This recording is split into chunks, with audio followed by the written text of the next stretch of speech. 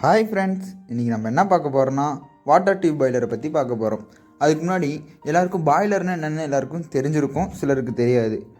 இதை பற்றி நம்ம பார்ப்போம். அதுக்கு முன்னாடி என் சேனலை சப்ஸ்கிரைப் பண்ணிக்கோங்க. ஓகே ஃப்ரெண்ட்ஸ், பாய்லர்னு என்னென்னா நம்ம வந்து வாட்டரை ஹீட் பண்ணி அதிலிருந்து ஸ்டீமை ஜென்ரேட் பண்ணி டர்பைன்ஸ் மூலமாக எலக்ட்ரிசிட்டியை ப்ரொடியூஸ் பண்ணுறதுக்கு தான் பாய்லர் யூஸ் பண்ணுறோம். இது வந்து இப்படி தான் வேலை செய்யுது பாய்லர்.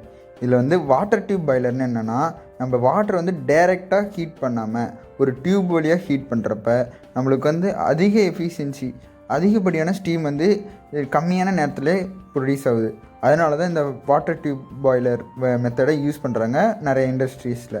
ஓகேவா? இந்த வாட்டர் டியூப் பாய்லரோட அப்ளிகேஷன்ஸ்லாம் பார்த்துக்கலாம். எங்கெங்கெல்லாம் யூஸ் ஆகுது அப்படின்னா, பவர் ஜென்ரேஷன் யூனிட்டில், அதாவது எலக்ட்ரிசிட்டி ப்ரொடியூஸ் பண்ணுற யூனிட்டில், அப்புறம் வந்து மேனுஃபேக்சரிங், ரிஃபைனரிங், இந்த மாதிரி யூனிட்லாம் இந்த வாட்டர் டியூப் பாய்லர் வந்து அதிகமாக யூஸ் பண்ணுறாங்க. ஓகேவா ஃப்ரெண்ட்ஸ்? ஓகே, இது வந்து இண்டஸ்ட்ரியில் எப்படி இருக்கும், இந்த இண்டஸ்ட்ரியில் இந்த வாட்டர் டியூப் பாய்லர் வந்து எப்படி இருக்கும் அப்படின்னு சொல்லிட்டு நான் பின்னாடி இமேஜ் அட்டாச் பண்ணியிருக்கேன், அதை பாருங்கள். ஓகேவா? இண்டஸ்ட்ரியில் இப்படி தான் ஃப்ரெண்ட்ஸ் இருக்கும் வாட்டர் டியூப் பாய்லர் வந்து.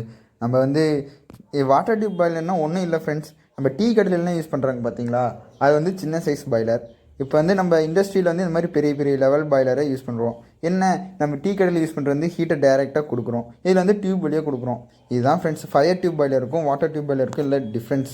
ஓகே ஃப்ரெண்ட்ஸ், இந்த வீடியோ வந்து யூஸ்ஃபுல்லாக இருந்துச்சுன்னா லைக் பண்ணுங்கள், சப்ஸ்கிரைப் பண்ணுங்கள், ஷேர் பண்ணுங்கள் ஃப்ரெண்ட்ஸ். தேங்க்யூ.